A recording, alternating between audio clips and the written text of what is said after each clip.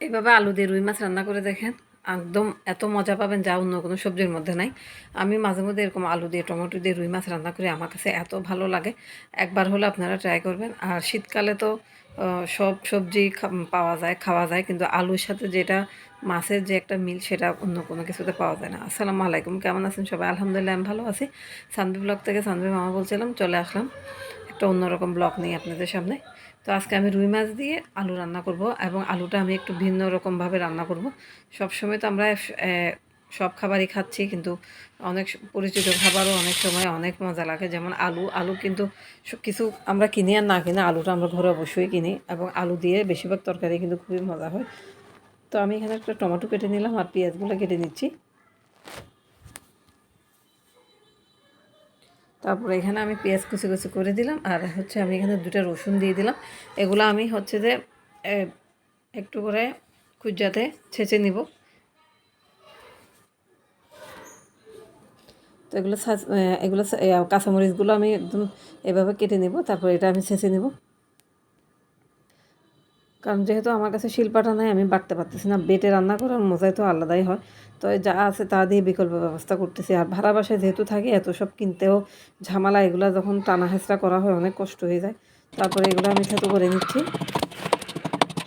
রান্নার জন্য সব কিছু রেডি করে ফেলছি, আলু কেটে ফেলছি। তো এখন চুলার মধ্যে কড়াই বসাই দিলাম। তারপর আলুগুলো আমি তেলের মধ্যে দিয়ে একটু ভেজে নেব। আর আলু আমার মেয়ের খুব পছন্দ, তো এই জন্য আমি একটু ভেজে সুন্দর করে রান্না করতেছি, যাতে সে আলু দিয়ে ভাত খেতে পারে। তো আমি এখানে একটু লবণ দিলাম আর একটু হলুদ দিয়ে দিলাম, দিয়ে আমি এটাকে ভালো করে এখানে ভেজে নেব এই তেলের মধ্যে। যতক্ষণ লাল লাল না হয় ততক্ষণ এটা ভাজবো। অলরেডি এক সাইড লাল হয়ে গেছে আলুগুলার। তারপরে আমি এখানে থেতো করা রসুন, পেঁয়াজ আর কাঁচামরিচটা দিয়ে দিলাম আলুটার মাঝখানে।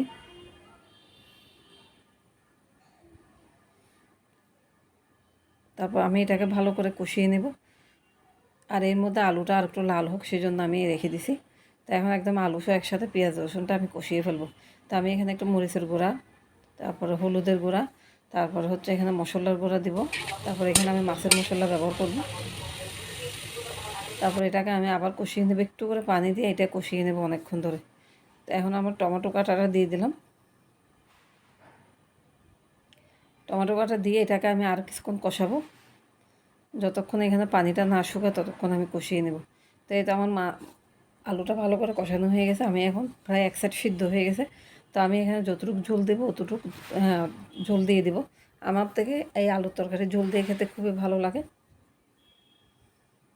তো আমি এতটুকু ঝোল দিয়ে ঢাকনা দিয়ে দেবো, এর মধ্যে তরকারিটা হয়ে যাবে আমার। তো তরকারিটা উতরাচ্ছে, আলুও সিদ্ধ হয়ে গেছে। তারপরে এখানে আমি মাছগুলো দিয়ে দিলাম। আমি যেহেতু একা মানুষ, আমার জন্য তরকারিটা কম হলেই হয়। 3 পিস মাছ রান্না করলাম। আর এখানে আমি একটু জিরা ধনিয়া গুঁড়া দিয়ে দিলাম। তারপর ধনেপাতা দিয়ে আমি তরকারিটা নামিয়ে ফেলবো। অসম্ভব মজা হয়েছে রেসিপিটা। আমি এটা তো খেয়ে আপনাদেরকে রিভিউ দিচ্ছি, এটা না খেয়ে তো আমি ভিডিও আপলোড করি না। তো এই হলো আমার আজকে দুপুরের তরকারি। একদম গরম গরম ভাতের সাথে ধোয়া ওটা তরকারি খাওয়ার মজাই আলাদা। কারা কারা পছন্দ করেন? আমার তো ভাই শীতকালে গরম জিনিস ছাড়া আমার একদম ভালো লাগে না।